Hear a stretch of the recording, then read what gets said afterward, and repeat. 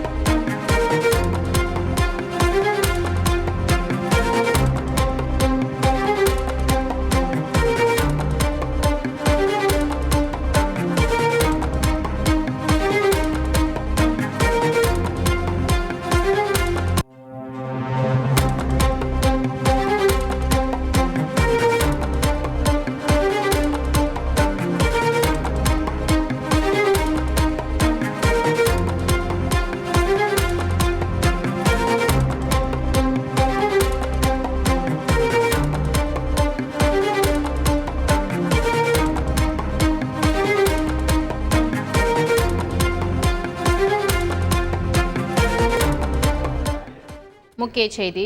பெங்களூருவில் வேட்டி அணிந்திருந்ததால் வணிக வளாகத்திற்குள் விவசாயிக்கு அனுமதி மறுத்த விவகாரம் சர்ச்சையான நிலையில் விவசாயிக்கு அனுமதி மறுத்த வணிக வளாகத்திற்கு சீல் வைத்து மாநகராட்சி அதிகாரிகள் அதிரடியாக நடவடிக்கை எடுத்திருக்கின்றனர். இது தொடர்பான மேலும் விவரங்களை தருவதற்காக எமது செய்தியாளர் பாரதி ராஜா இணைப்பில் இருக்கிறார். பாரதி ராஜா, வணக்கம். தற்பொழுது விவசாயிக்கு அனுமதி மறுத்த வணிக வளாகத்திற்கு சீல் வைக்கப்பட்டிருக்கிறது. இது தொடர்பான மேலும் விவரங்கள் என்ன? கண்டிப்பாக கடந்த செவ்வாய்க்கிழமை அன்று நடந்த சம்பவத்தின் எதிரொலியாகத்தான் தற்போது இந்த மாலுக்கு சீல் வைக்கப்பட்டிருக்கிறது. செவ்வாய்க்கிழமை அன்று மாலை லுங்கி அணிந்து கொண்டு வந்த விவசாயி ஒருவருக்கு அனுமதி மறுக்கப்பட்டிருக்கிறது. பாதுகாவலர் நீங்கள் லுங்கி அணிந்திருப்பதால் உங்களை உள்ளே அனுமதிக்க முடியாது என்று கூறியதால் அங்கு ஒரு பெரிய வாக்குவாதம் ஏற்பட்டது. இதன் பின்னர் வாக்குவாதத்திற்கு பின்னர் அந்த நபர் மாலுக்குள் அனுமதிக்கப்பட்டார். ஆனால் அதற்கு முன்பாக அனுமதி ஏன் மறுக்கப்பட்டது என்று யாருமே கேள்வி எழுப்பவில்லை என்பதுதான் அந்த வீடியோவில் பதிவானது. அந்த வீடியோ வெளியான நிலையில் கன்னட அமைப்பினர் போராட்டத்து காலத்தில் குதித்தனர். அது எப்படி ஒரு விவசாயியை நீங்கள் மாலுக்குள் மறுக்கலாம் என்ற ஒரு கேள்வி எல்லாம் எழுந்தது. அந்த வீடியோ வைரலானது. அந்த விவகாரம் இன்று சட்டசபையில் கூட பேசும் பொருளாக மாறியது. குறிப்பாக எதிர்க்கட்சியான பாஜக இந்த விவகாரத்தை முன்வைத்து அது எப்படி அந்த மாலில் விவசாயியை உள்ளே அனுமதி, நாட்டின் முதுகெலும்பாக இருக்கும் விவசாயிக்கு அனுமதி மறுக்கலாம், அந்த மாலை நிரந்தரமாக மூட வேண்டும் என்ற ஒரு கோரிக்கையை வைத்தார்கள். ஆனால் ஆளும் கட்சி தரப்பில் நகர மேம்பாட்டுத்துறை அமைச்சரான பைரத் சுரேஷ் இதற்கு பதிலளித்தார். ஏற்கனவே இந்த விவகாரம் தொடர்பாக மாநகராட்சி அதிகாரிகளிடம் பேசியிருப்பதாகவும் அரசுக்கு 7 நாட்கள் வரை அந்த மாலை மூடும் அதிகாரம் இருப்பதாகவும் எனவே சட்ட ரீதியான நடவடிக்கை எடுப்பேன் என்றும் தெரிவித்திருந்தார். இதன்படிதான் தற்போது இந்த மாலுக்கு சீல் வைக்கப்பட்டிருக்கிறது என்பது குறிப்பிடத்தக்கது. அது மட்டுமல்ல, இன்னொரு விஷயமும் இருக்கிறது. அரசுக்கு அதிகாரம் 7 நாட்கள் என்றால் அதை தொடர்ந்தும் இந்த மால் சீல் வைக்கப்படுமா, அந்த சீல் தொடருமா என்ற ஒரு கேள்வி எழுந்திருக்கிறது. ஏனென்றால் இந்த வணிக வளாகத்தின் சார்பில் கட்ட வேண்டிய சொத்து வரியை கூட முறையாக கட்டவில்லை என்ற ஒரு குற்றச்சாட்டை தற்போது மாநகராட்சி அதிகாரிகள் தெரிவித்தார்கள். அந்த அடிப்படையிலும் சீல் வைக்கப்படுகிறது.